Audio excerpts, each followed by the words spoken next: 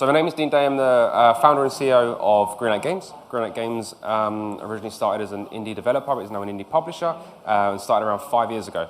I actually started the company in my university degree in game design and development, left the university, went into business straight away, and I'm still here, so did something right. I want to talk to you about the Nintendo Switch. I've done this talk a couple of times now. Some of the information has changed, some of the data's changed. I've updated the slideshow. Apologise for the artwork and the layout of the slideshow because it sucks. I'm not an artist. But generally, should you go to the Switch?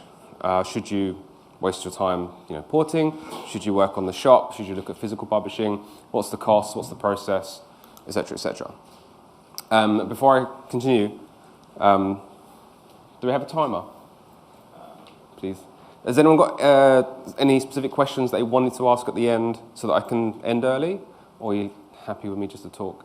Cool. All right, I'll just talk. So a brief summary of the Nintendo Switch. Switch sales numbers. The process of publishing to the Switch.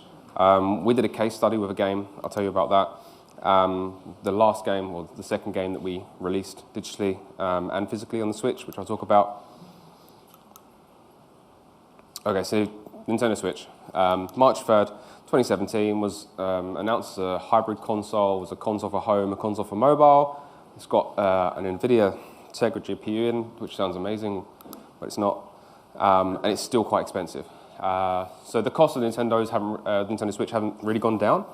The cost of their games haven't really gone down, especially the Nintendo games. They're very much £50 still, £45 to be expected.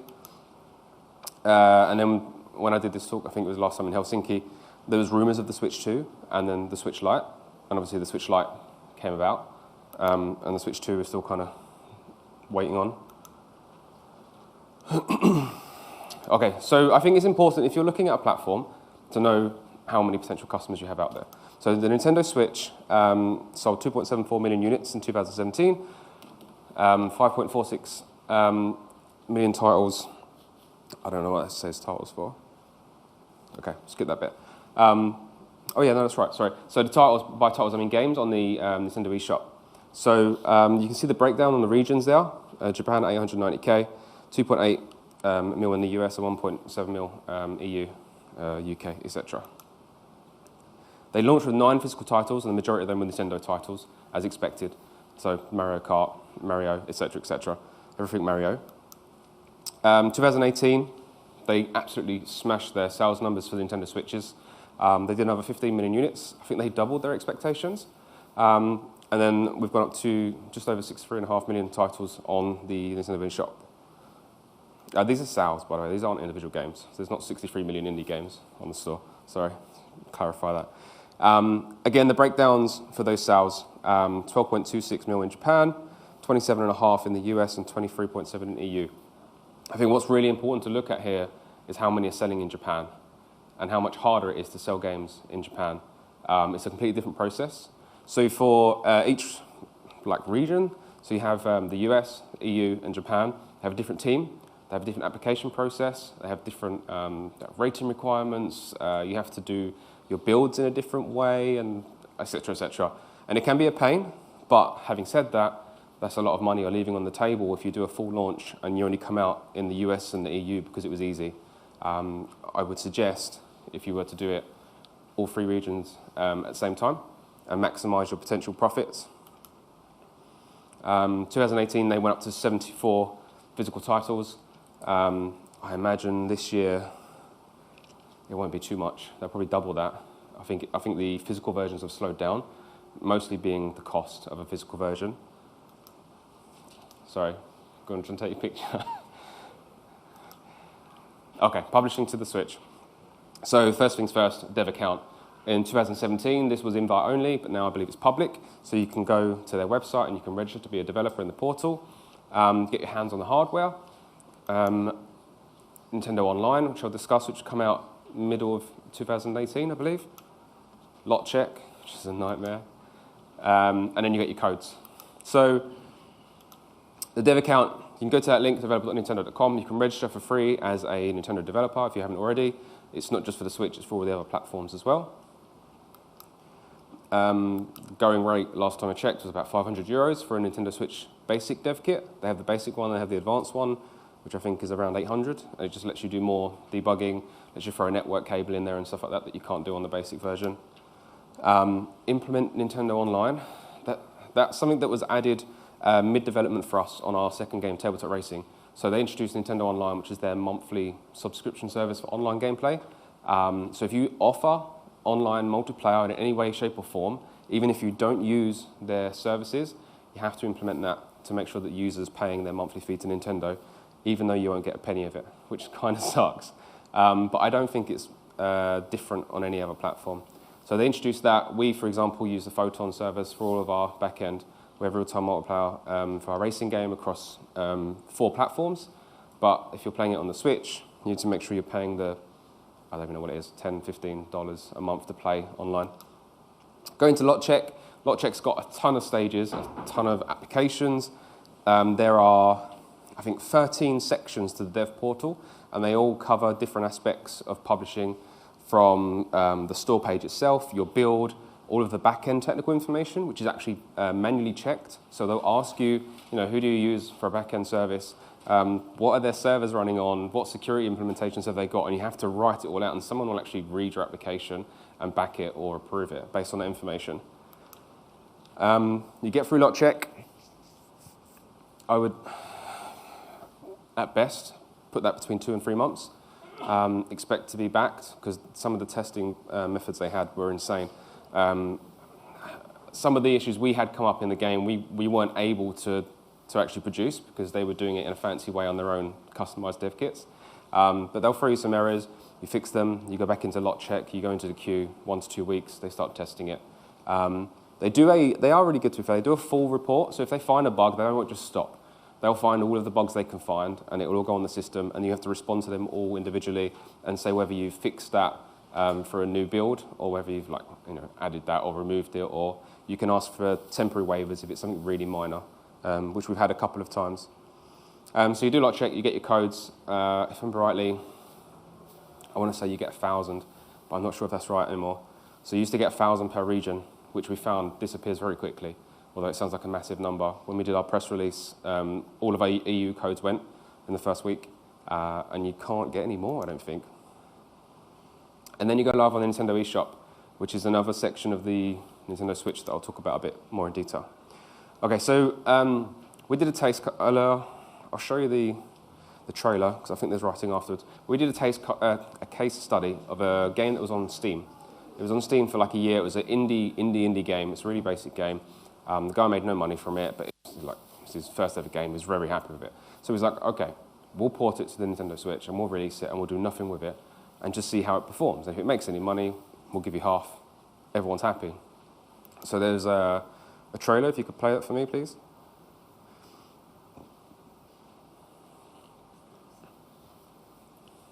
No? Yep.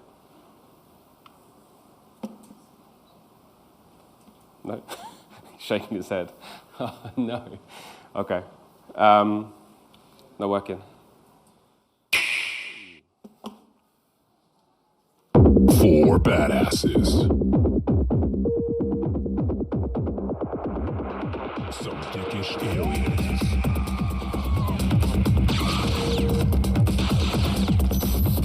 All your favorite weapons.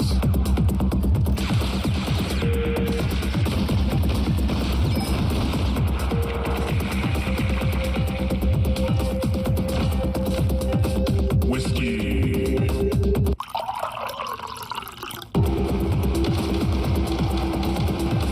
12 levels.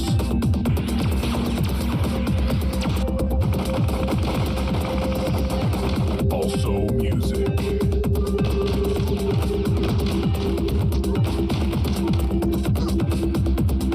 This is Operation Hardcore.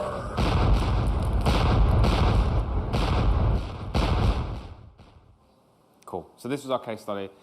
Nothing groundbreaking. It was a cool little game. It went out for about $5, and we just wanted to see how it would perform, because the Nintendo Switch at the time was still very new. This was released, I think, very early 2018, maybe even just before Christmas, 2017. So the Switch wasn't very old still, and we were like kind of early in the market when it comes to indies anyway. So, Steam title port to Switch. There was no following, no community, no nothing. I mean, we ported the whole game in a month, and it was so basic, it was really easy for us to do. YouTubers and just like small review sites in general are scraping the eShop at all times. As soon as a new game comes up, there's notifications go out, everyone grabs them. There's a load of cloning sites that will just grab all the information from the eShop and make a page about it on their own site. But we had some YouTubers cover it. We had over 4,000 impressions. There's a load of other YouTubers that just clone the trailer and put it on their own account. I don't really know why they do that, but I suppose they're trying to grab impressions. So we sold 689 copies, put it on the store. Again, this was when there was only, what did I say it was, like 1.5 million of Switch players. So we didn't have the 17 million that were sold in 2018. So we sold 689 copies. We made just over $4,000. We made just over what it cost us to port. 50 key requests from random people that emailed me and asked for a copy of the key that I just gave out. And for me, that was a success. You know, it was a small game. It did okay. We didn't even do a press release. We just put it out there on the store and just see how it happened. So then we did our next game, which was Tabletop Racing. Tabletop Racing was available on PC, Xbox, and PlayStation.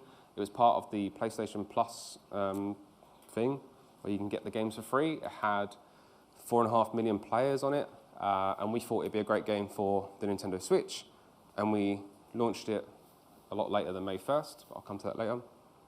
And there's a nice little trailer, if you can, please.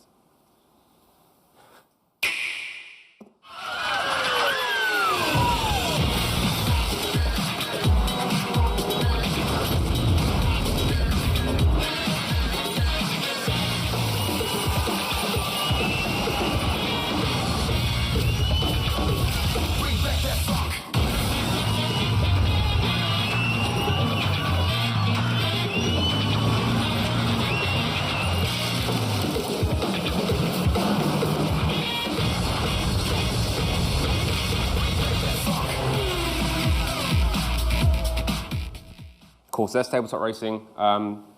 We called it the Nitro Edition because we had some new features such as split screen that wasn't available on the other consoles. I want to point out that the quality of footage you saw there is the quality that it is on the Switch, and it's pretty bad. If you were to play it on the mobile, it would look like it's in 4K, and we just really struggled hardware-wise and with our programmers to make it look nice on the Switch. It's in 4K on PlayStation. It's in 4K on, well, it's not 4K, but it's in HD on mobile, runs at 60 FPS. Does run at 60 FPS on the Switch. That wasn't easy. A lot of games on the Switch are running at 30, and that's kind of expected by Nintendo, just so you're aware. Some of their games that they promote, not Nintendo ones, because they have their own engine, but some of their games also run at 30. And my voice is going now, sorry. Okay. So the game originally came out in 2016. We did the port a couple of years later. Over 4 million copies. It did really well. It was great. We had the Yo Sushi license for the restaurant. We added new features. We did loads of PR. We spent like 40K on marketing. We had loads of billboards around the UK in like shops and petrol stations and stuff. And the banner would just come up every 2 minutes or something. We worked with influencers. We did social media marketing. Excuse me.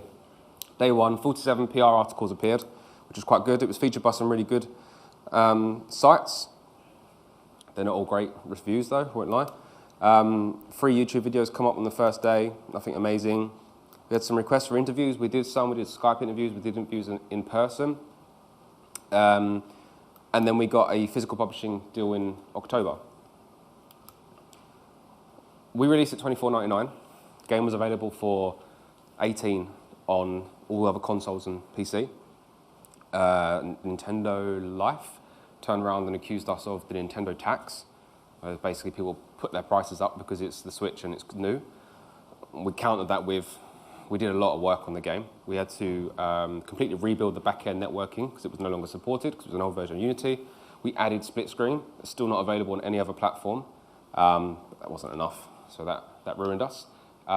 If you want to be in a featured position on the Nintendo Store, you must have a Nintendo Life rating of 7 or more out of 10, or Metacritic 7 or more, or 70%, or 7 out of 10, whatever their rating is. You get 2 weeks on the Nintendo eShop. If you do a game and publish it, you can say that it's coming out, I don't know, in October, but you can say it's going to hit pre-ordering whenever you want, in June. There's a category on the shop, coming soon. So you can hit that section for as long as you want, wherever you want, but it's obviously based on release date. So the newest coming first games are at the top, and you're at the bottom, and you'll make your way up. That's very good exposure. Make sure you do it probably for 2 months at least. When you release, you have 2 weeks to make all your money, very, very quickly. After those 2 weeks are up, you disappear from the home screen completely of the top 5 categories on the eShop, unless Nintendo really like your game and want to feature you, unless you get in one of their featured or their sales or their promotions. When they run them, you have to apply for them individually. And again, you have to have that rating, sometimes on either, sometimes on both of those sites, of 7 or more, or 70% or more, on Metacritic and Nintendo Life. The only way to continue making money on the eShop store is to add sales after sale after sale. So we run sales 10%, 20%, 25%. Over Christmas, we did 50% every other month. And that's the only way to bring your game back to the home screen, to the sale section in Nintendo. And again, that is ordered by the date of the sale and when it expires. So you'll start at the bottom, and you'll start to make your way up the closer it gets to the end of your sale. We did the release in Japan late. A third of our profit comes from Japan. No localization. Our game's very minimal in text anyway. It's racing, it's not hard. But definitely, if you're going to do it, release in Japan. There you go. A good timing. If there's any questions, I don't think there's time, but if you want to come see me afterwards, please feel free. Thank you very much.